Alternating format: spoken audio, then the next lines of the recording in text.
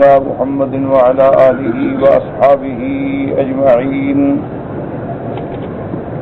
اللهم صل على سيدنا محمد وعلى آل سيدنا محمد كما صليت على إبراهيم وعلى آل إبراهيم في العالمين إنك حميد مجيد. أعوذ بالله من الشيطان الرجيم. بسم الله الرحمن الرحيم. قال كم لبثتم في الأرض عدد سنين قالوا لبثنا يوما أو بعض يوم فاسأل العادين.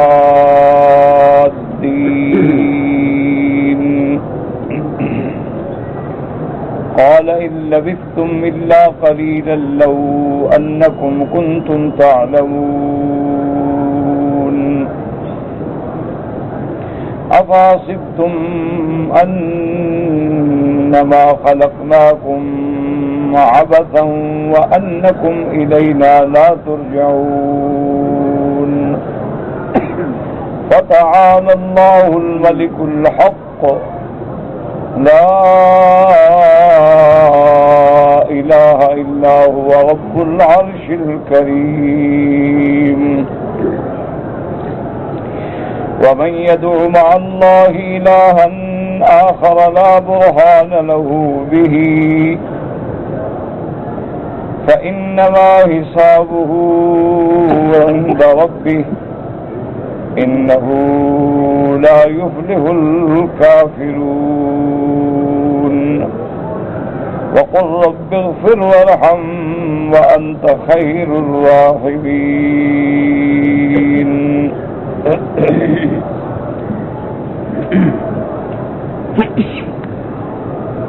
اللہ تبارک و تعالی نے کلام مقدس کی ان آیات مبارکہ میں سورۃ المؤمنون میں اس بات بعث یعنی اس بات معاد اس بات قیامت کے بارے میں ارشاد فرمایا ہے.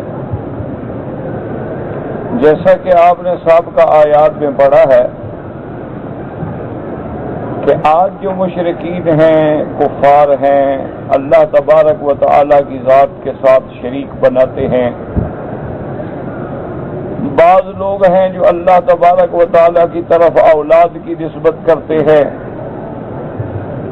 بعض لوگ اللہ تبارک و تعالی کی صفتوں کو غیر خدا میں ثابت کرنے کی کوشش کرتے ہیں. ان کے بارے میں اللہ نے ارشاد فرمایا تھا کہ جب ان پر موت آئے گی حتی اذا جاء احدهم الموت قال رب ارجعون، اس وقت یہ کہیں گے کہ ہمیں میرا مولا واپس بھیج. کیونکہ جب موت سامنے آئے گی اور ملائکۃ العذاب کو دیکھیں گے اور احوال قیامت سامنے آئیں گے، منظر سامنے آئے گا، پردے اٹھ جائیں گے تو اب پکاریں گے کہ قال رب ارجعون، یا رب ہمیں واپس بھیج لعلی اعمل صالحا فیما ترکت، کہ جو کچھ ہم نے چھوڑا غلطی کی لیکن اب ہم واپس اگر آپ بھیج دیں تو صحیح عمل کریں گے، صحیح عقیدہ رکھیں گے.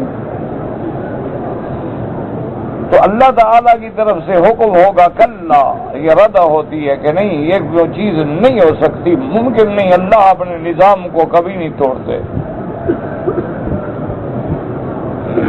انہا کلمۃ ہوا قائلھا، بس یہ ان کا کہنا ہے، یہ نہیں کہ اس میں کوئی حقیقت ہو یا کبھی پورا ہو. ان کے آگے جو ہے عالم برزخ ہے اس وقت تک کہ جب وہ دوبارہ قبروں سے کھڑے کیے جائیں گے. جو مر گیا اس کے لیے قیامت قائم ہو گئی، اب وہ واپس نہیں ہوگا. اور اسی طرح اللہ نے فرمایا کہ آج جو منکرین ہیں قیامت کی باتیں نہیں مانتے، عذاب قبر نہیں مانتے، عذاب حشر نہیں مانتے، اللہ نے فرمایا کہ جب یہ قیامت والے دن آئیں گے اور سب کچھ اپنے آنکھوں سے معائنہ کریں گے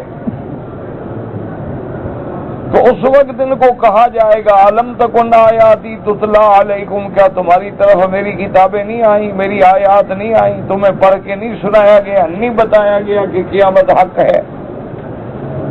اور تم لوگ اس وقت جھٹلاتے تھے، تکذیب کرتے تھے کہ کوئی قیامت نہیں، کون مرنے کے بعد اٹھے گا؟ اس کے بعد اب کافر اور مشرکین جو ہیں وہ اقرار کریں گے، اعتراف کریں گے، قالوا ربنا غلبت علینا شقوتنا، آپ نے تو کتابیں بھی بھیجی، پیغمبر بھی بھیجے، ہمیں دعوت بھی ملی، لیکن ہائے ہماری بدقسمتی ہم پہ حاوی ہو گئی اور ہم گمراہ کردہ راہ لوگوں میں ہو گئے۔ اب پھر پکاریں گے کہ ربنا اخرجنا منہا، اللہ ہمیں جہنم سے نکال، فَإِنْ عُدْنَا فَإِنَّا ظَالِمُونَ، اگر پھر ہم اسی اعمال کی طرف لوٹیں، عقائد شرکیہ کی طرف لوٹیں تو پھر ہم ظالم ہیں۔ لیکن اللہ تبارک و تعالیٰ فرمائیں گے، حکم دیں گے ملائکہ کو کہ ان کو بتا دو، محمد ابن کعب فرماتے ہیں کہ 5 دفعہ کافر سوال کریں گے اور آخری دفعہ حکم ہوگا اخسئوا فیہا، ہمیشہ پڑے رہو بس، ولا تکلمون۔ اور ساتھ اللہ تبارک و تعالیٰ نے یہ بھی ارشاد فرمایا کہ تم تو ایسے بدبخت ہو، ایک تو یہ ہے کہ تم خود کافر تھے، خود مشرک تھے، خود منکر تھے، لیکن تم نے میرے خاص بندے جو تھے، انہ کان فریق من عبادی، میرے مومن بندے، ایمان والے بندے، یقولون ربنا آمنا، جو مجھ پر ایمان لائے اور مجھے بخشش مانگتے رہے، رحم مانگتے رہے، تم تو ان سے بھی مذاق کرتے تھے، فاتخذتموہم سخریا، تم نے ان کو مخول بنا رکھا۔ تو معلوم یہ ہوتا ہے، بات کو دماغوں میں رکھ لیں کہ اللہ اپنے بندوں کا بدلہ لیتے، اسی لیے حدیث مبارک میں آتا ہے کہ من آذی لی ولی فقد آذنتہ بالحرب، جو بندہ میرے کسی ولی، میرے دوست کو نقصان پہنچائے، تکلیف پہنچائے، دکھ پہنچائے، ان کو ایذا پہنچائے، تو گویا وہ اللہ سے جنگ لڑ رہا ہے۔ اس لیے قیامت میں بھی اللہ کافروں کو یہ فرمائیں گے کہ میرے محبوب لوگوں سے تم نے مذاق بنا رکھا تھا، حتیٰ کہ اس ٹھٹھا اور مخول میں تم یہ بھی بھول گئے کہ کبھی ہم نے اللہ کی دربار میں جانا ہے، حتی انسوکم ذکری وکنتم منہم تضحکون، اور تم ان سے مذاق بنایا کرتے تھے۔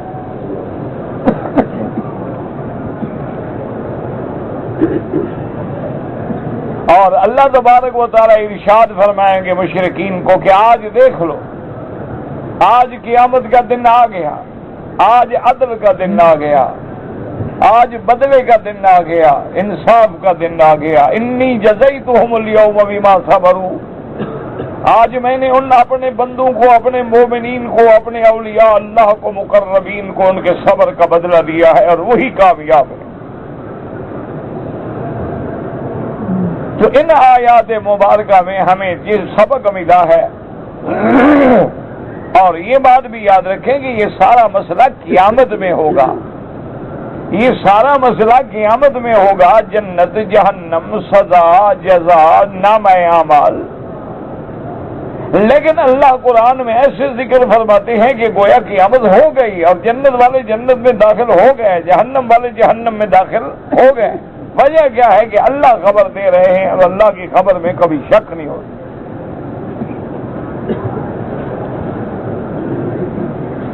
اور اللہ کے علم میں ہے کہ جنت میں جانے والے جو ہیں جب جنت میں جائیں گے اور دوزخیوں کو دیکھیں گے تو ان کو پکاریں گے وَنَادَى أَصْحَابُ الْجَنَّةِ أَصْحَابَ النَّارِ، اللہ فرماتے ہیں جنت والے جہنمیوں کو پکار کے کہیں گے ظالموں دیکھو، قد وجدنا ما وعدنا ربنا حقا فهل وجدتم ما وعد ربكم حقا قالوا نعم۔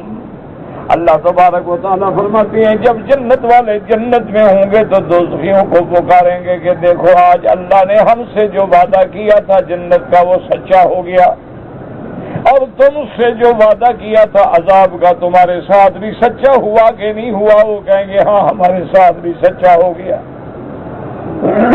قیامت میں ہوگا، ابھی تھوڑا ہوگا، لیکن صیغہ ایسا ہے ماضی کا کہ گویا جنت والے جنت میں داخل ہو گئے اور ان کو پکار رہے ہیں۔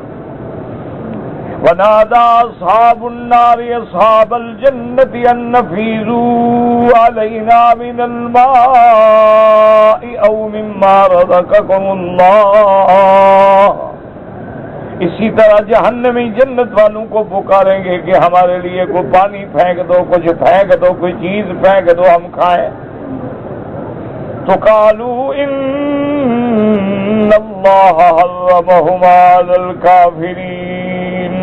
اب مومن جواب دیں گے کہ ظالمو، اللہ نے جنت کی نعمتیں کافروں پہ حرام کر دی ہیں، تم نہیں کھا سکتے ہو. تو اس لیے ہمیشہ یاد رکھیں کہ قرآن ایسا منظر بیان کرتا ہے کہ گویا بالکل جنت بھی سامنے ہے، جہنم بھی سامنے ہے، جنت والے جنت میں کھڑے ہیں، جہنم والے جہنم میں کھڑے ہیں. ایک واقعہ ہے کہ ہر بندے کے سامنے وہ تصویر آ جاتی ہے، کیونکہ خبر اللہ دے رہے ہیں، اس میں کوئی شبہ نہیں. اور آج کے سبق میں اللہ نے فرمایا قال کم لبثتم فی الارض عدد سنین. اللہ تبارک و تعالی حکم دیں گے. یاد رکھو، بعض علماء فرماتے ہیں کہ اللہ تبارک و تعالی کافروں مشرکوں سے بات بھی نہیں کریں گے، براہ راست خطاب نہیں کریں گے. ولا یکلمہم اللہ یوم القیامہ. قیامت کے دن اللہ ان سے کوئی بات نہیں فرمائیں گے. یہ جتنی خطاب آتا ہے یعنی اللہ ملائکہ کو حکم دیں گے اور ملائکہ بات کریں گے. بعض علماء فرماتے ہیں ولا یکلمہم اللہ یوم القیامۃ ولا ینظر الیہم ولا یزکیہم. اللہ ان سے بات نہیں کریں گے. کیا مانا؟ یعنی رحمت کی بات نہیں کریں گے، پیار کی بات نہیں کریں گے، لیکن جھڑک اور سختی اور عذاب کی بات تو کریں گے. اس لیے اللہ تبارک و تعالیٰ فرمائیں گے براہ راست یا ملائکہ کی زبان سے قال کم لبثتم فی الارض قال کم لبثتم فی الارض عدد سنین. اللہ فرمائیں گے اے مشرکو، اچھا یہ تو بتاؤ کہ تم نے دنیا میں کتنے سال گزارے ہیں. لیکن کافر چونکہ جہنم کا عذاب دیکھ رہے ہوں گے اور قیامت کے دن دیکھ رہے ہوں گے جہاں 50,000 سال کا ایک دن ہے، جہاں 1,000 سال کا ایک دن ہے، اور اس دہشت سے سب کچھ بھول کے کہیں گے قالوا لبثنا یوما او بعض یوم فاسأل العادین.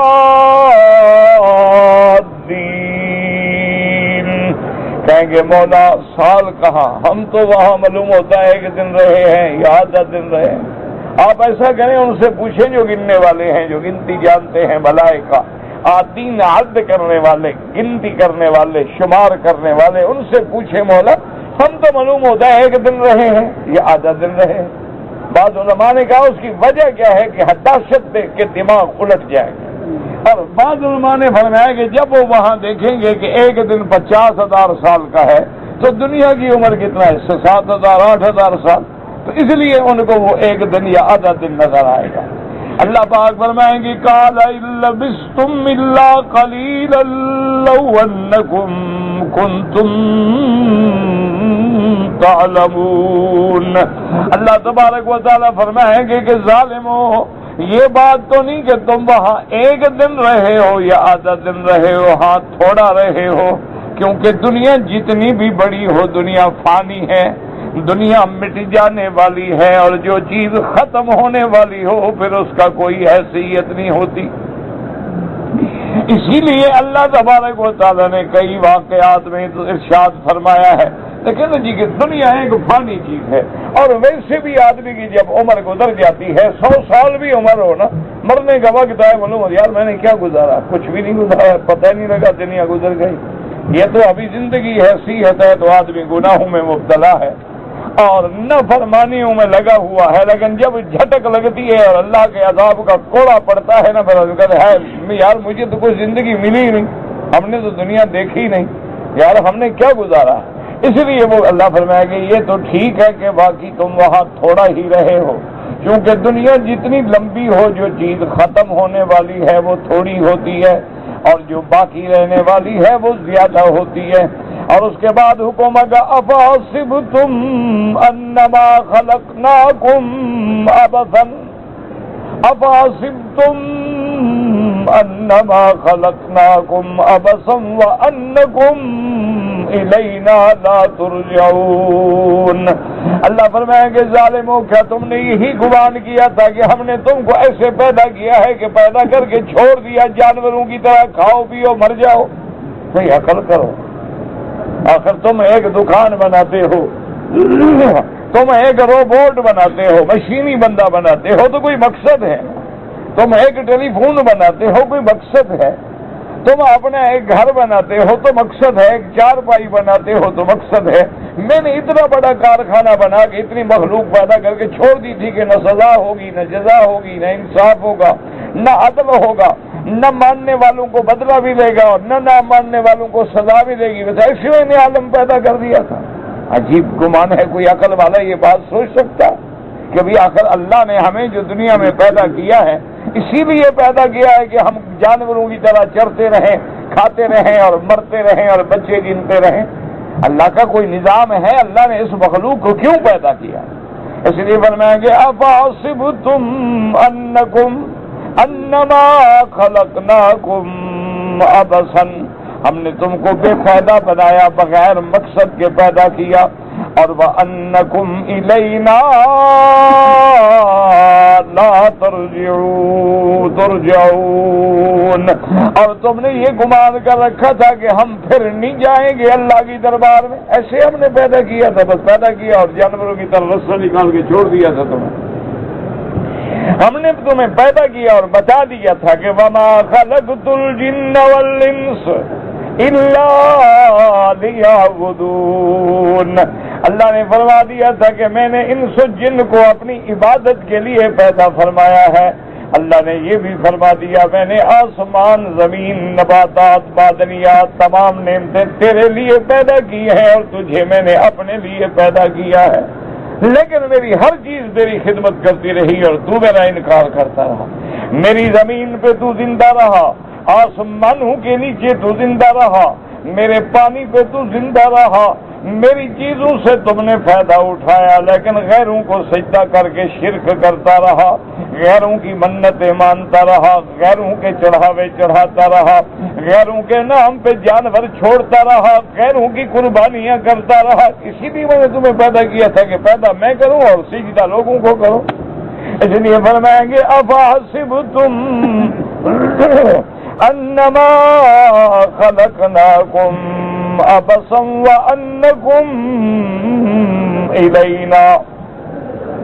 وانکم الینا لا ترجعون، جیسے قرآن نے دوسری جگہ فرمایا یحسب الانسان ان یترک سدی، کیا یہ انسان یہی گمان کرتا ہے کہ اس کو اللہ نے پیدا کر کے چھوڑ دیا ہے جو چاہے کرو؟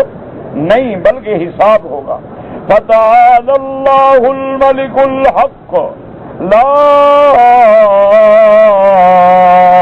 إله إلا هو رب العرش الكريم، اللہ کی ذات بلند ہے جو بادشاہ ہے، جس کی بادشاہی حق ہے، جس کے سوا کوئی معبود نہیں، جو رب العرش العظیم ہے۔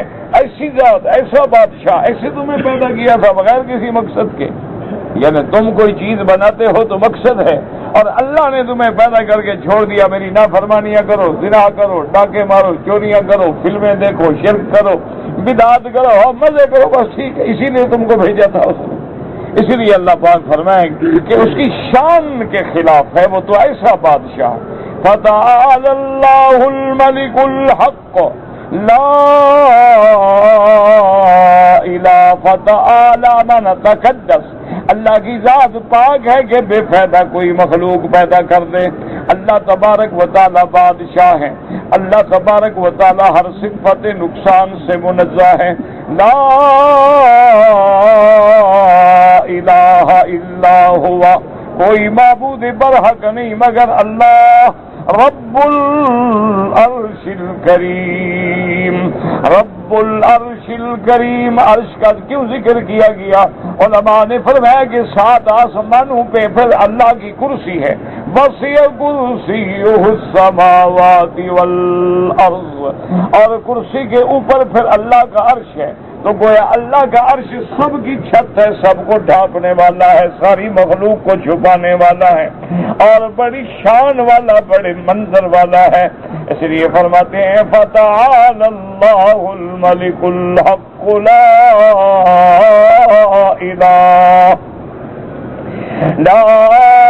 الہ الا هو رب العرش الکریم ومن يدعو مع الله إلها آخر ومن يدعو مع الله إلها آخر لا برهان له به۔ اللہ نے فرمایا جو لوگ اللہ کے ساتھ کسی دوسرے کی عبادت کرتے ہیں، کیا مانا؟ یاد رکھو، لوگ سمجھتے ہیں ہم قبروں کی طرف نماز نہیں پڑھتے، ہم تو قبروں کی طرف سجدہ نہیں کرتے ہیں، لیکن جب قبر والوں کو پکارا جائے تو یہ بھی عبادت ہے، ندا عبادت ہے، پکارنا عبادت ہے، دعا عبادت ہے۔ جو اللہ کے ساتھ کسی غیر کی عبادت کرتے ہیں، اللہ نے فرمایا ایسے جاہل ہیں کہ لا برہان لہ بہ، ان کے پاس کوئی دلیل بھی نہیں، کوئی حجت بھی نہیں کہ جن کو تم نے خدا بنایا ہے کیا دلیل ہے؟ جن پہ خود موت آ گئی، جو خود مر کے قبروں میں چلے گئے، وہ کیسے حاجت روا، کیسے مشکل کشا بن سکتے ہیں؟ جن کے جنازے کے بھی محتاج، قبر کے بھی محتاج، زمین کھودنے والوں کے بھی محتاج، وہ مرنے کے بعد کیسے تیری ساری حاجت روائی کر دیتے؟ اور میں لا برہان لہ بہ، کوئی حجت نہیں، نہ عقلی دلیل ہے نہ نقلی دلیل۔ انہ لا یفلح الکافرون، اور اللہ نے فرمایا یاد رکھو کہ کافر کبھی بامراد نہیں ہوں گے۔ اب دیکھیں سورت مبارک جمال دیکھیں کہ شروع کہاں سے ہوئی تھی یہ سورت، قد افلح المؤمنون، کہ کامیاب کون ہو گئے؟ مومن فلاح پا گئے۔ فلاح کیا مانا؟ ہر مراد پوری ہو اور ہر مشکل سے بچ جائے۔ یہ صفت کس کی تھی؟ مومنوں کی تھی، اور یہاں بھی فرما دیا کافروں کو کبھی فلاح نہیں ہوگی۔ تو نتیجہ کیا نکلا کہ فلاح جو ہے وہ صرف مومنوں کے لیے ہے، ایمان والوں کے لیے ہے، کافروں کو کبھی فلاح نہیں مل سکتی۔ یہ دنیا کی 4 دن کی چاندنی جو ہے یہ ابتلا ہے، اختبار ہے، امتحان ہے اللہ تبارک و تعالی۔ اب دیکھیں نا جی، کبھی کوئی زور والا بادشاہ ہو اور اس کا کوئی مخالف ہو جائے، کہتے اور اس کو ذرا موقع دو، اور موقع دو، اور موقع دو۔ دیکھو کیا کرتا ہے، طاقت آزما لے اپنی، جب چاہیں گے کھینچ لیں گے۔ اس لیے اللہ فرماتا ہے کہ ہم بھی اپنے دشمنوں کو مہلت دیتے ہیں، لیکن جب چاہتے ہیں ان بطش ربک لشدید انہ هو یبدئ ویعید، لیکن فرمایا پھر میری پکڑ ایسی سخت ہے، جب میں پکڑتا ہوں تو میری پکڑ سے کوئی چھڑا نہیں سکتا ہے۔ اس لیے فرماتے ہیں انہ لا یفلح الکافرون۔ اللہ نے فرمایا میرا بدنی آپ اپنے اللہ سے بخشش مانگیں، اللہ سے رحم کی درخواست کریں۔ یاد رکھیں انبیاء جو ہیں معصوم ہیں، گناہوں سے پاک ہیں، لیکن ان کو یہ دعائیں اس لیے سکھائی جاتی ہیں تاکہ امت بھی دعائیں کرے، امت کو سبق ملے کہ جب اللہ اپنے معصوم نبی کو کہتے ہیں یہ دعا مانگو تو تم تو اور زیادہ اللہ سے مانگو۔ قل رب اغفر وقل رب اغفر وارحم وانت خیر الراحمین۔ اللہ تبارک و تعالیٰ سے دعا کریں کہ اے اللہ ہمارے گناہوں کی بخشش فرما دے اور ہم پہ رحم فرما دے، اور آپ ہی سب سے بہتر رحم فرمانے والے ہیں۔ اور یاد رکھو کہ یہ آیات مبارکہ جو ہیں سورۃ المومنون کی آخری آیات کے بارے میں، بعض روایات میں آتا ہے کہ ایک آدمی کو بڑی شدید بیماری تھی، تکلیف تھی، جو بیچارہ ہلنے جلنے کے قابل بھی نہیں تھا۔ حضرت عبداللہ ابن مسعود رضی اللہ تعالی عنہ نے ان کے قریب جا کے ان کے کان میں کچھ آیتیں پڑھی۔ جب آپ نے وہ آیتیں پڑھ کے دم کیا تو ابھی چند منٹ گزرے تھے کہ وہ بندہ اٹھ کے کھڑا ہو گیا، ساری بیماری ختم ہو گئی، ساری تکلیف ختم ہو گئی۔ تو روایات میں یہ آتا ہے کہ رحمت دو عالم محبوب دو عالم سیدنا محمد مصطفیٰ صلی اللہ علیہ وسلم نے فرمایا کہ عبداللہ تم نے اس کے کان میں کیا پڑھا ہے؟ انہوں نے عرض کیا کہ یا رسول اللہ میں نے سورۃ المومنون کی آخری آیتیں پڑھی ہیں، اللہ نے اس کو شفا دی ہے۔ آپ نے فرمایا ان آخری آیتوں میں تو اللہ نے ایسی شان رکھی ہے کہ پہاڑ پہ بھی پڑھو تو ہل جائے گا۔ تو ایک یہ آیتیں مبارک ایسی شان والی آیتیں ہیں کہ ہر بیماری کے لیے، ہر مصیبت کے لیے یہ تریاق اعظم ہے۔ افحسبتم سے شروع ہو کے آخر سورت تک، افحسبتم انما خلقناکم عبثا وانکم الینا لا ترجعون فتعالى الله الملك الحق لا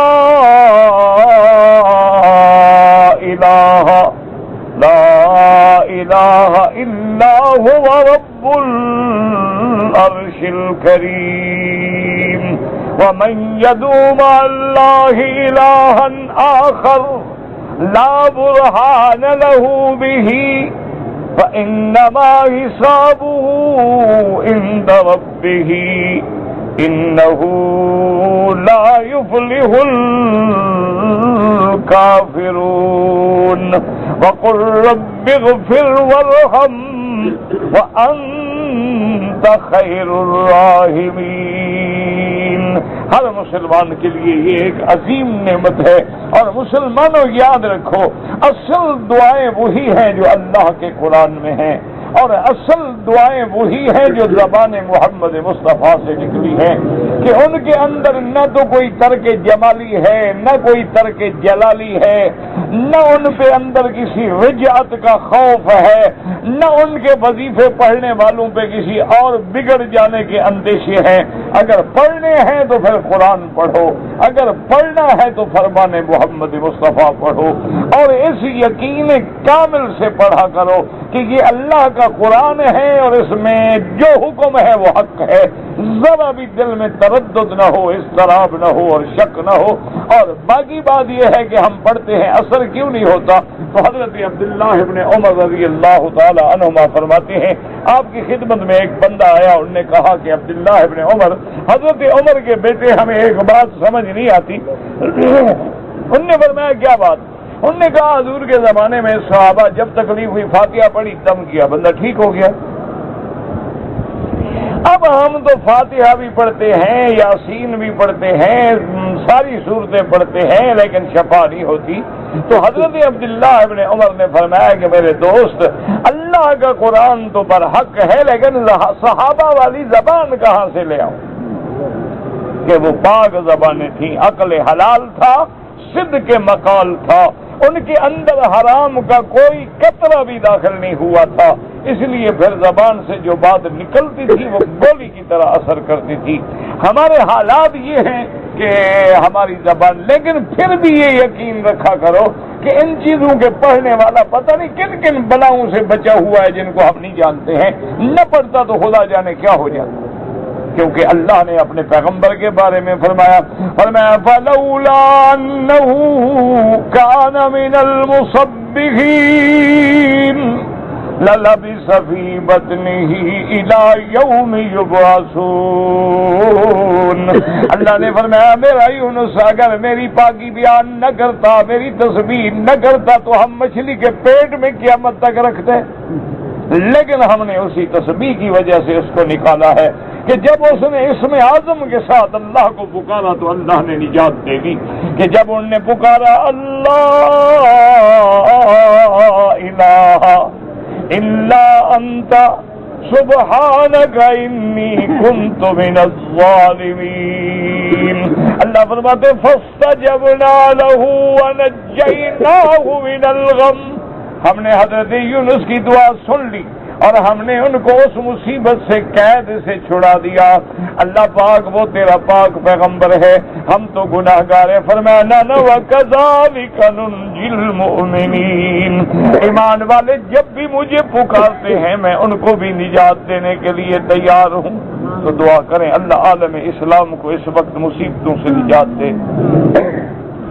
عالم اسلام پہ جو ابتلا کا امتحان کا دور گزر رہا ہے، دعا کرو اللہ اپنے ماننے والوں پہ مدد فرمائے، رحم فرمائے، نصرت فرمائے۔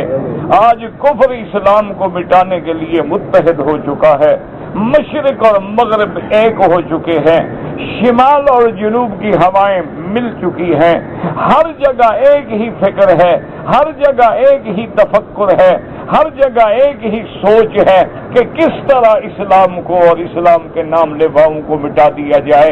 کبھی قرآن پہ حملہ ہے، کبھی دین پہ حملہ ہے، کبھی عقائد پہ حملہ ہے، کبھی اسلام پہ حملہ ہے، کبھی اسلامی تعلیمات پہ حملہ ہے۔ اصل مقصد ان کا کچھ نہیں ہے، وہ کہتے ہیں جہاں سے ندائے اللہ اللہ آ رہی ہے بس اس کو مٹنا چاہیے تب یہ مٹ جائیں گے۔ تو دعا کریں کہ یا اللہ اگر آپ نے ہماری مدد نہ کی ہم تو کمزور ہیں، کہاں جائیں گے؟ اگر آپ نے نصرت نہ کی اور اپنے دین اسلام کی حفاظت کے لیے وہ اپنی شان قدرت نہ دکھلائی تو ہم تو عاجز ہیں، ہم تو کمزور ہیں، بے سہارا ہیں، بے وسیلہ ہیں اور بالکل جاہل ہیں، محتاج ہیں۔ ایک سوئی بنانا بھی میرا مولا ہم نہیں جانتے ہیں، لیکن تیری قدرت پہ ہمیں یقین ہے کہ تو اپنی شان کن فیکون کا اظہار فرما دے۔ اللہم انک ملیک مقتدر ما تشاء من امر یکون، اللہم کن لنا ولا تکن علینا وانصرنا علی من بغى علینا۔ بہرحال آپ کے بھائی نے مدینہ منورہ سے احرام باندھا اور نیت کر لی کہ گاڑی بیر علی جب رکے گی تو نیت کروں گا، لیکن گاڑی نہیں چلی۔ اس نے ابھی نیت بھی نہیں کی، لبیک بھی نہیں پڑا، چادریں اتار دیں۔ پھر شام کو جب گاڑی روانہ ہوئی تو پھر احرام باندھا۔ کوئی بات نہیں، بات یہ ہے کہ احرام جب نیت کر لو تو اب نہیں اتار سکتے۔ ایک آدمی نے ابھی نیت ہی نہیں کی، 2 رکعت بھی نہیں پڑھی، لبیک بھی نہیں پڑھی، تو صرف چادریں باندھنے کا نام تو احرام نہیں ہے، تو یہ تو لباس احرام ہے۔ اصل احرام اس نیت کا نام ہے۔ جب بندہ پڑھتا ہے لبیک اللہم لبیک لبیک لا شریک لک لبیک لبیک بعمرۃ لبیک بحجۃ، تو اب اس کا احرام شروع ہوتا ہے۔ احرام 2 چادروں کا نام نہیں ہے، یہ تو لباس احرام ہے کہ احرام میں ہم کپڑا کیا پہنے۔ اب اگر آپ 2 چادریں پہن کے 2 سال پھرتے رہیں یہ تھوڑا ہوگا کہ آپ احرام میں ہیں۔ احرام کی جب تک نیت نہ ہو اگر اتار دیا تو کوئی حرج نہیں۔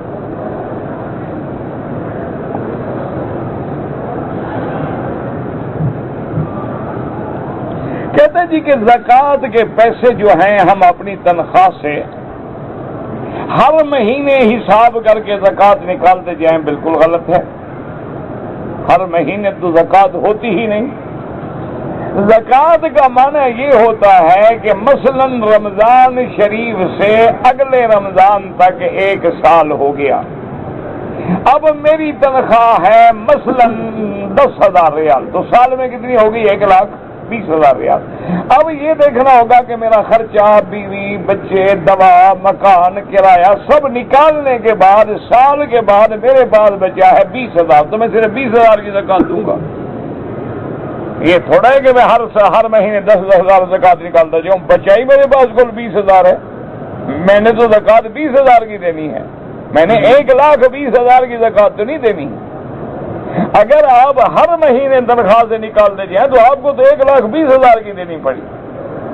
تو اس لیے سمجھ لیں مسئلہ کہ زکوٰۃ میں جو آپ کے گھر کا خرچہ ہے، بیوی ہے، بچے ہیں، علاج ہے، معالجہ ہے، بجلی کے بل ہیں، فلان ہے، پانی کا بل ہے، سب کچھ نکالنے کے بعد سال جو آپ نے معین کیا، رمضان سے رمضان، محرم سے محرم، رجب سے رجب، تمہاری مرضی ہے، اس دن تمہارے پاس کیا پیسہ ہے؟ جن پہ گویا سال گزر چکا ہے، اب جو پیسہ ہے اس کا حساب کر کے 2.5% زکوٰۃ نکالو۔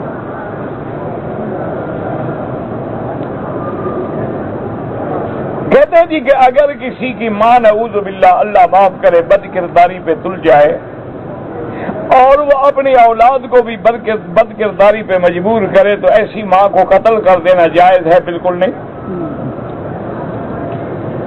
قتل کرنے کا معنی یہ ہوگا کہ وہ تو زنا کے گناہ میں ہے اور تم اس سے بڑے گناہ میں آ جاؤ گے قتل کے، اور قتل بھی ماں کا۔ تو اس کا علاج یہ ہے کہ اگر وہ تمہاری نصیحت قبول نہیں کرتی، دور ہو جاؤ ایسی ماں سے، بالکل دور ہو جاؤ، اس کی شکل ہی نہ دیکھو، اس کے قریب ہی نہ رہو تاکہ اس کی برائی کے اثرات تمہارے اوپر نہ آئے۔ باقی وہ اپنا خدا کو جواب دے گی، ہمیں قتل کرنے کا حق نہیں۔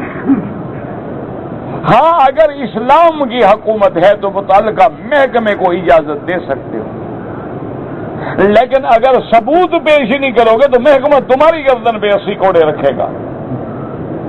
تو اس لیے معاملہ شریعت ہمیں یہ حکم نہیں دیتی کہ ہم ماں کو یا بیوی کو کاروکاری کر دیں، بہن کو قتل کر دیں، بیٹیوں کو قتل کر دیں۔ اسلام اس کی اجازت نہیں دیتا۔ یہ تو ہمارے جاہلانہ قبائلی نظام ہیں جن کا اللہ کے رسول سے کوئی تعلق نہیں۔ اسی لیے ایک صحابی نے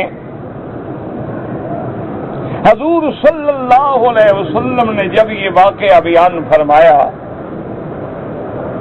کہ اگر کوئی بندہ نعوذ باللہ اپنی بیوی سے کسی کو گناہ کرتے ہوئے دیکھے تو اس کو چاہیے کہ 4 گواہ پیدا کرے۔ جب تک 4 گواہ نہیں ہوں گے شریعت سزا نہیں دے سکتی۔ تو ایک صحابی تھے، وہ جوش میں آ گئے، انہوں نے کہا یا رسول اللہ یہ تو بڑی عجیب بات ہے کہ میری بیوی گناہ میں مبتلا ہو، زانی زنا کر رہا ہے، میں گواہ بلانے جاؤں جب تک وہ زنا کر کے آرام سے چلا جائے؟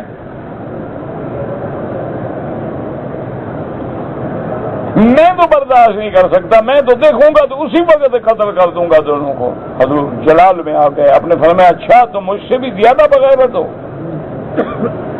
پر میں انا اغیر منکا، میں تم سے زیادہ غیور ہوں، واللہ اغیر منی، اور اللہ مجھ سے بھی زیادہ غیرت والا ہے۔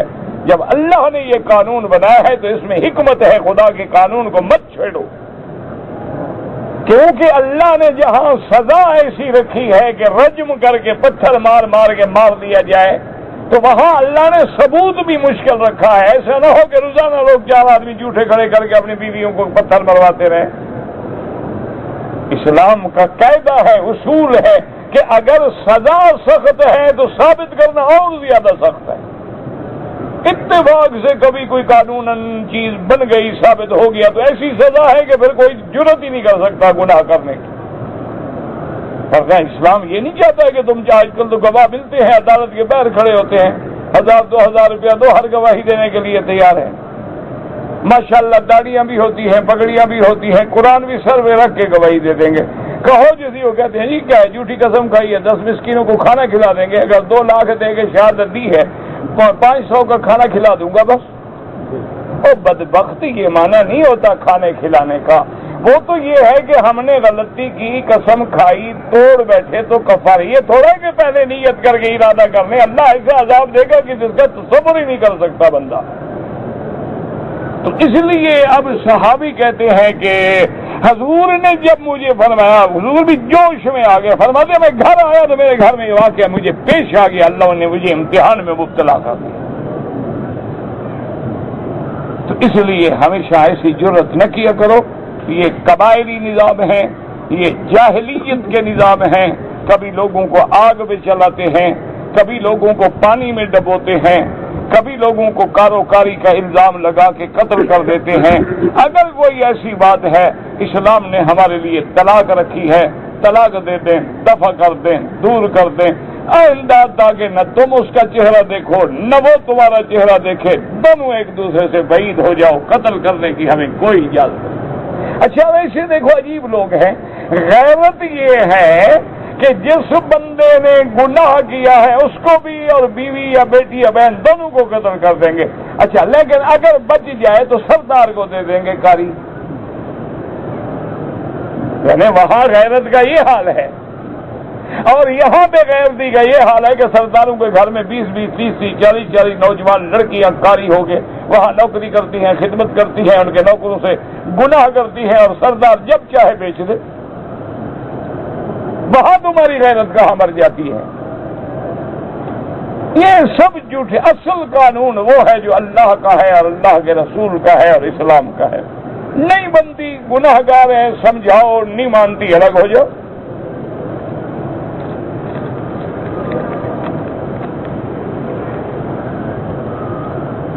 اگر کسی آدمی کو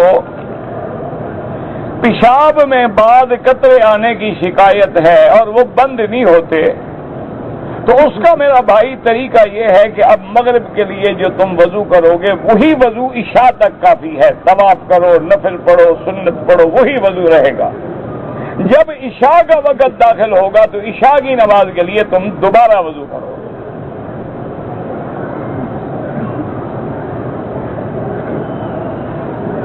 کہتے جی کہ شیعہ کے ساتھ شادی کرنا جائز ہے۔ میرا بھائی شیعہ کی کوئی ایک قسم نہیں ہے، سینکڑوں قسمیں ہیں، لیکن بہتر یہ ہوتا ہے کہ آدمی نہ کرے۔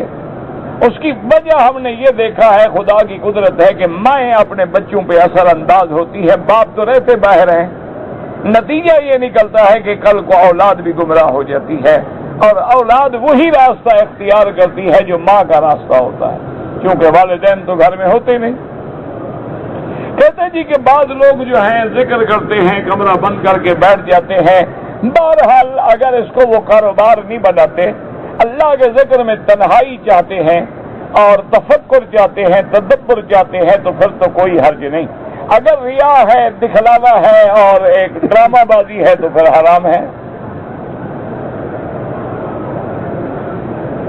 کہتے جی پورے مکہ مکرمہ میں جتنی مسجدیں ہیں ان سب میں 1 کا 1 لاکھ ملے گا۔ ہاں، پورے حرم میں 1 کا 1 لاکھ ملے گا۔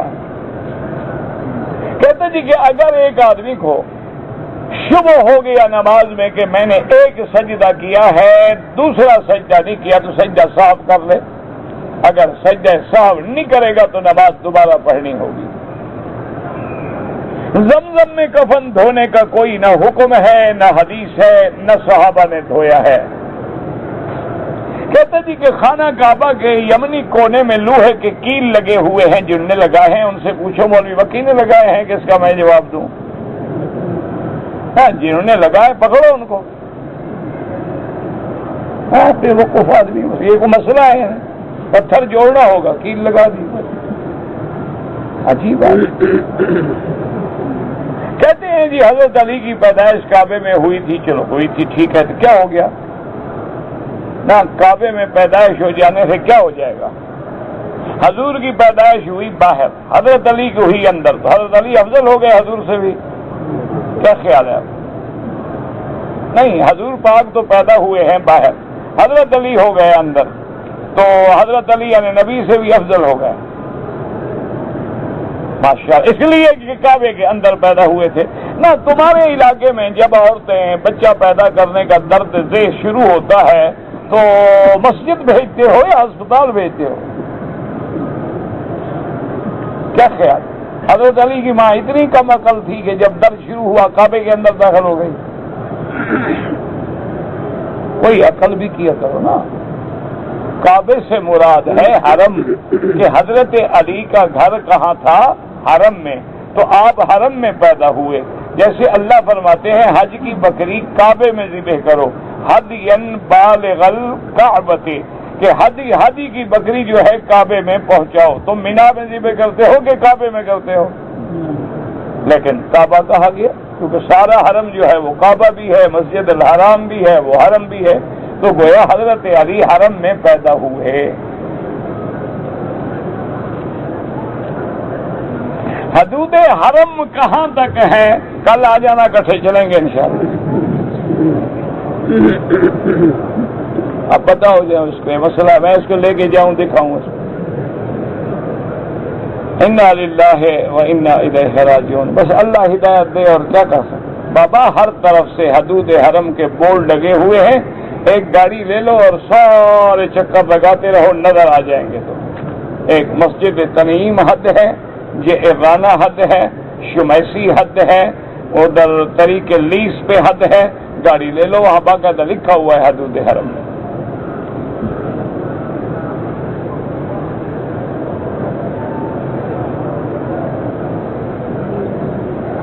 کہتے جی کہ میں جس ملک میں رہتا ہوں وہاں 6 مہینے کی رات ہے اور 6 مہینے کا دن ہے۔ اگر 6 مہینے دن میں رمضان آ جائے تو ہم کیا کریں گے؟ 6 مہینے کا روزہ تو رکھ نہیں سکتے نا۔ اچھا، یہ کوئی ایسا مشکل مسئلہ ہے کہ تم سے حل نہیں ہوا؟ جب تم وہاں رہتے ہو تو باقی کام کیسے کرتے ہو؟ تو میں دفتر میں ڈیوٹی ہے تو 6 مہینے دفتر میں بیٹھے رہتے ہو، یا دفتر کا ٹائم مقرر ہے؟ اسی طرح نمازوں کا بھی ٹائم مقرر کر، دن بھی اپنے بنا لو، رات بھی خود بنا لو، دن ہو رات ہو ایک حساب بنا لو کہ 24 گھنٹے چل رہے ہیں بس۔ اللہ کے بندے، کون سی تم اتنی بڑی مشکل میں مبتلا ہو گئے ہو؟ آخر دفتر ہے، مارکیٹیں ہیں، بازاریں ہیں، سونا ہے، وہ بھی تو اپنے اوقات ٹائم ٹیبل بنائے ہوئے ہیں نا آپ نے۔ اسی طرح آپ نے نمازوں کا بھی اوقات، حضور نے فرمایا فَقْدِرُوا لَهَا قَدْرًا، خود اندازہ بنا لو۔ یا ایسا کرو کہ مثلا تم ناروے میں ہو، ناروے کا قریبی ملک کیا ہے، وہاں دن رات کب ہوتا ہے، روزہ کب شروع ہوتا ہے، کب، اسی کا حساب کر لو، کوئی مشکل نہیں۔ یا اقرب المطالع، یا اس کے بعد خود ٹائم ٹیبل بنا لو، کوئی ایسا مشکل مسئلہ نہیں ہے۔ باقی سارے کام ہو جاتے ہیں، صرف رمضان شریف اڑا ہوا ہے تمہارے لیے۔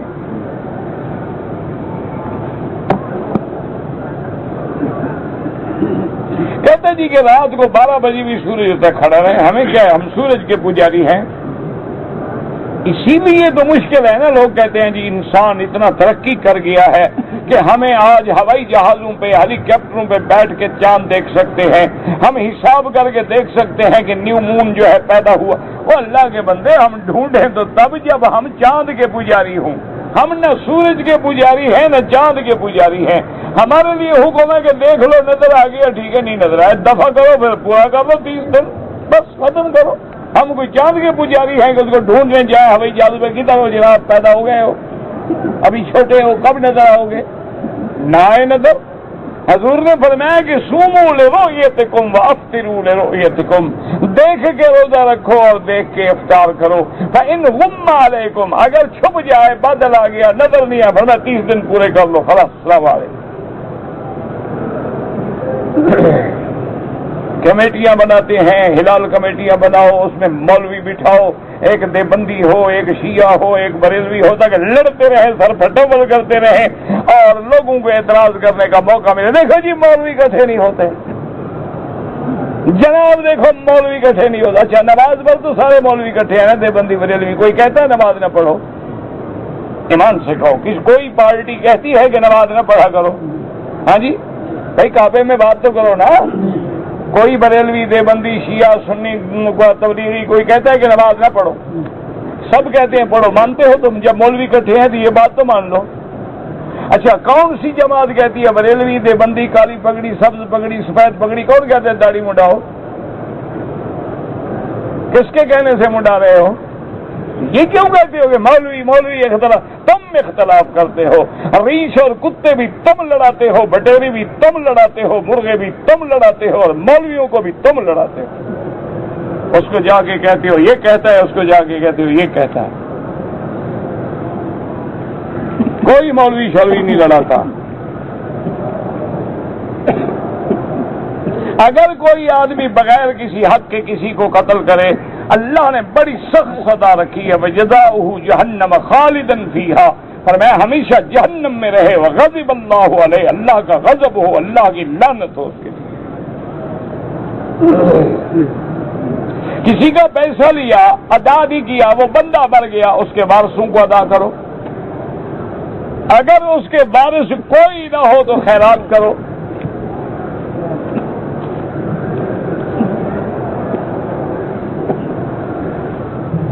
کہتے جی قرآن کریم عربی میں لکھا ہوا ہے، میں چاہتا ہوں کہ اس کی تفسیر پڑھوں، تو ہر زبان میں تفسیر بھی موجود ہے، پڑھو، کس نے منع کیا ہے؟ لیکن قرآن پڑھنے کا ثواب تب ملے گا جس زبان میں اترا ہے وہ پڑھو، وہ پڑھ کے پھر آگے تفسیر پڑھو۔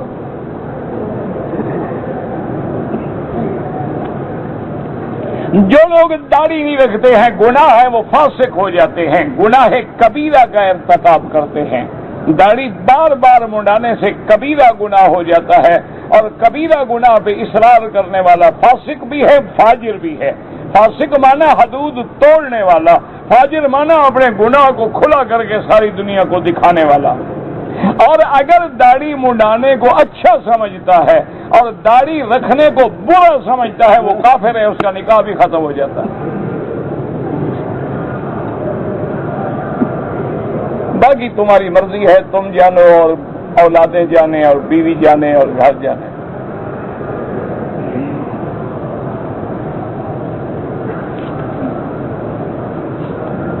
غازی علم دین نے گستاخ رسول کو قتل کیا تھا۔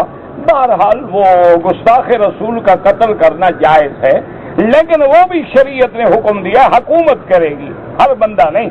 اگر ایک بندے نے جذبات میں آگے کر دیا ہے وہ جانے، اللہ اس کا معاملہ جانے، لیکن اسلام نہیں اجازت دیتا۔ اسلام کہتے حاکم کے پاس لاؤ، حاکم کے پاس لاؤ گے تو وہ زندیق ہے، اس کی سزا ختم ہے۔ عورت بغیر محرم کے طواف کر سکتی ہے؟ ہاں جی بالکل کر سکتی ہے۔ آج کل تو بازار پھر سکتی ہے، تم طواف کے مسئلے پوچھ رہے ہو یار، چھوڑو بھائی۔ آج کل یہ مسئلہ پوچھا کرو کہ شوہر بغیر عورت کے طواف کر سکتا ہے؟ عورت کا مسئلہ کیوں پوچھتے ہو؟ آج کل تو شوہر بیچارے یتیم بچے ہیں، دیکھا نہیں پیچھے جوتیاں بغل میں رہا کیسے۔ سر اللہ نے فرمایا فکر نہ کرو، تم اسلام کو چھوڑو، میں تمہیں عورتوں کے آگے ذلیل کر کے ان کے جوتے تیرے سر پہ رکھواؤں گا۔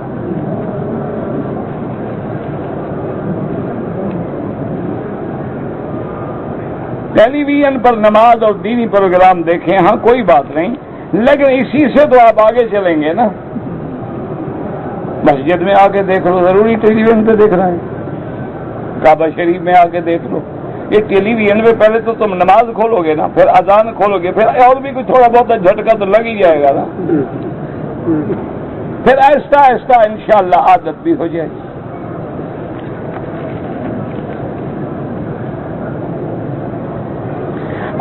حضور پاک پر درود پیش کیا جاتا ہے، صلاۃ و سلام پڑھے جائیں تو حدیث میں ہے، سنتے ہیں، شفاعت کی درخواست وہ دعا ہے اور دعا صرف اللہ سے کی جاتی ہے۔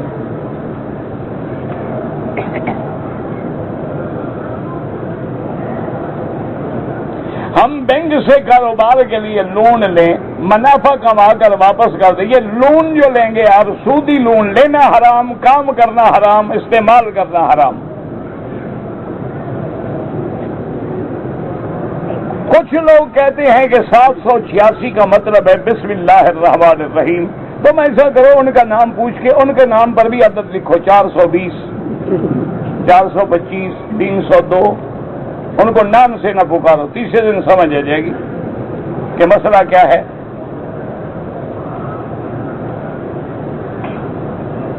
ایک آدمی نے اپنے بھائی کا قتل کا بدلہ قتل کیا، بالکل غلط ہے، دنیا میں سزا قتل بھی لے گی اور آخرت میں بھی سزا ہوگی۔ اللہ کے قانون کو کیوں توڑا؟ اس نے تو توڑا تھا، تم نے بھی بدلہ لے کے قانون توڑ دیا، فرق کیا رہا؟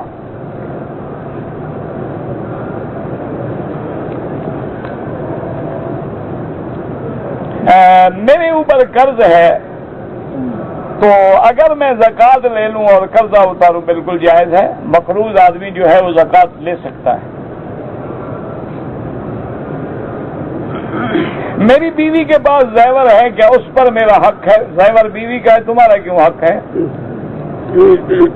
اب یہ بھی کھانا چاہتا ہے نا، اپنے تو کھا گیا نا، اپنا تو فی امان اللہ ہے نا، اب بیوی کے پاس ہے تو وہ بھی وصول کرنا چاہتا ہے۔ تمہارا کوئی حق نہیں جناب، کھاؤ گے تو لعنت ہے، حرام ہے، حقوق العباد ہے، پکڑے جاؤ گے۔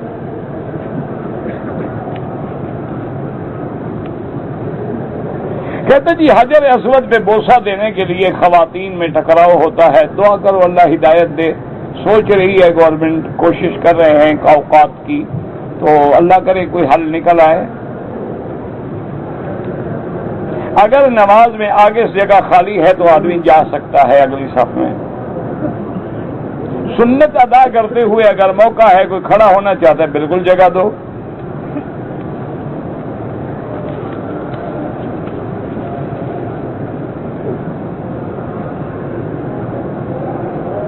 کہتے جی کہ حرم شریف میں لوگ جو ہیں جمعرات والے دن کھجور اور قہوہ تقسیم کرتے ہیں، ہمارے ہاں بھی قبروں پہ لوگ کرتے ہیں، یہاں تو کسی کی قبر نہیں ہے، صاف ظاہر ہوا کہ یہ قبر پہ نہیں کر رہے۔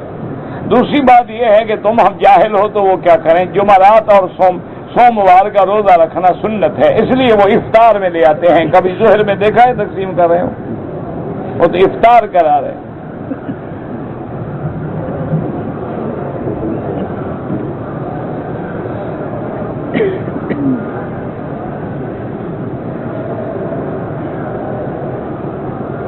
کہتے جی کہ ایک لڑکے نے شادی کی، 2 بچے ہوئے، جھگڑے پر طلاق دے دی، اس نے دوسری شادی کی، اس سے بھی ایک بچہ ہوا، پھر دوسری کو چھوڑ کر پہلی سے شروع کر کے نکاح کر لیا، ٹھیک ہے کوئی بات نہیں، نکاح تو ہو گیا، لیکن یہ بس اسی چسکا لیتا رہتا ہے، کبھی اس کو چھوڑ دیا کبھی اس کو چھوڑ دیا۔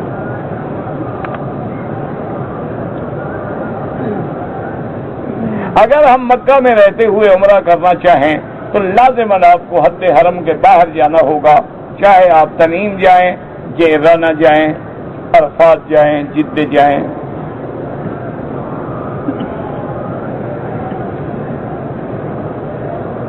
ایک عورت نے دوسری شادی کر لی، اس کے شوہر پہلے گھر والے جو بچے ہیں وہ اس کو امی کہتے ہیں، اور کیا کہیں، اس کے ہے ہی جو اولاد تو کیا کہے، شوہر جو بدل گیا اولاد بھی بدل گئی۔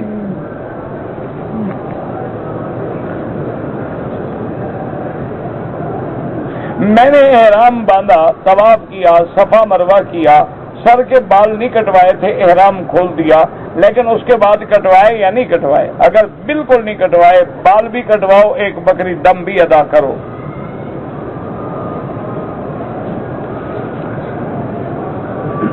جرابوں پر مسح ہو سکتا ہے، امام احمد بن حنبل رحمۃ اللہ علیہ کے نزدیک تو جائز ہے۔ امام ابو حنیفہ رحمۃ اللہ علیہ فرماتے ہیں کہ اگر موزہ چمڑے کا ہے یا جراب ہے لیکن نیچے منعل ہے، نیچے چمڑا لگا ہوا ہے، پانی اندر داخل نہیں ہو سکتا تو مسح ہو سکتا ہے۔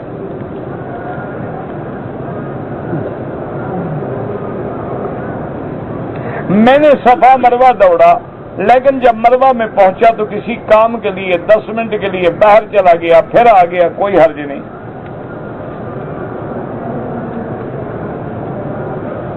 اگر آپ نے عمرہ کر لیا لیکن بال نہیں کٹوائے تو بال بھی کٹوائیں، ایک بکری دم بھی ادا کریں۔ کسی کو واجب القتل قرار دینا ہمارے بس میں نہیں ہے، نہ ہم کسی کو کہہ سکتے ہیں۔ جو آدمی ظاہراً کلمہ پڑھتا ہے مسلمان ہے، باطن جانے اللہ جانے۔ حرم میں کافروں کا داخلہ جو منع ہے، اللہ نے منع کیا، انما المشرکون نجس فلا يقرب المسجد الحرام بعد عامهم هذا، اور حضور نے اعلان فرما دیا کہ اللہ نے حکم دے دیا ہے، لہذا جن لوگوں کا معاہدہ ہے معاہدے کے بعد، ورنہ باقی کو اتنی مدت دی جاتی ہے، سب حرم سے نکل جائیں۔ کہتے جی کہ ایک آدمی کو ہم نے دیکھا ہے وہ حرم میں جوتے پہن کے نماز پڑھتا ہے، اگر جوتا پاک ہے تو جائز ہے، اگر جوتا ناپاک ہے تو ناجائز ہے۔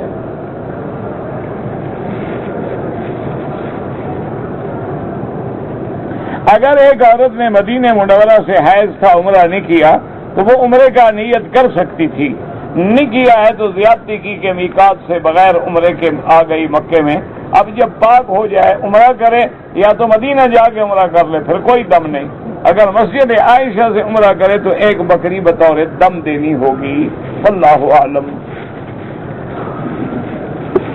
اللهم صل على سيدنا محمد وعلى آل سيدنا محمد كما صليت على إبراهيم وعلى آل إبراهيم في العالمين إنك حميد مجيد يا حي يا قيوم يا ذا الجلال والإكرام يا إلهنا إله كل شيء إلها واحدا لا إله إلا أنت يا سلام يا شافي يا سلام يا شافي يا سلام أفحسبتم أنما خلقناكم عبثا وأنكم إلينا لا ترجعون فتعالى الله الملك الحق لا إله إلا هو رب العرش الكريم ومن يدعو مع الله إلها آخر لا برهان له به فإنما حسابه عند ربه إنه لا يفلح الكافرون قل رب اغفر وارحم وأنت خير الراحمين اللهم اشفنا واشف مرضانا ومرضى المسلمين اللهم اشفنا واشف مرضانا ومرضى المسلمين اللهم اشفنا واشف مرضانا ومرضى المسلمين يسر أمورنا وأمور أولادنا وبناتنا وأمور المسلمين. اللهم انصر الإسلام والمسلمين. اللهم انصر الإسلام والمسلمين. اللهم اهلك أعداءك أعداء الدين. اللهم احفظ سائر بلاد المسلمين وهذا البلد الأمين واجعلها آمنا مطمئنا سخاء رخاء إلى يوم الدين. اللهم إنا نعوذ بك عن جهد البلاء ودرك الشقاء وسوء القضاء وشماتة الأعداء. یا اللہ یا اللہ یا اللہ، عالم اسلام کی عزت کا فیصلہ فرما. یا اللہ کفر کی ذلت کا فیصلہ فرما. یا اللہ بیماروں کو شفا عطا فرما، بے حیاؤں کو حیا عطا فرما. یا اللہ بے اولادوں کو اولاد عطا فرما، جن کی اولاد ہے ان کو صالح بنا. بے روزگاروں کو روزگار عطا فرما، قرض داروں کے قرض عطا فرما. ظاہری باطنی بیماریاں پریشانیاں دور فرما. جن کے گھروں میں بچیاں ہیں ان کے رشتے آسان فرما. پورے عالم میں ہدایت کی فضا پیدا فرما، دین کا احیاء پیدا فرما. یا اللہ ہر کلمے پڑھنے والے کو دین کا داعی اور دین کا سپاہی بنا. یا الہ العالمین، ہمیں مانگنا بھی نہیں آتا، بغیر مانگے رحم فرما. اور جن دوستوں نے دعاؤں کے لیے لکھا ہے کہا ہے سب کی دعائیں حاجتیں پوری فرما. ربنا تقبل منا انک انت السمیع العلیم وتب علینا انک انت التواب الرحیم. سبحان ربک رب العزة عما یصفون وسلام علی المرسلین والحمد للہ رب العالمین. اللهم صل على سيدنا محمد وعلى آل سيدنا محمد كما صليت على إبراهيم وعلى آل إبراهيم في العالمين إنك حميد مجيد.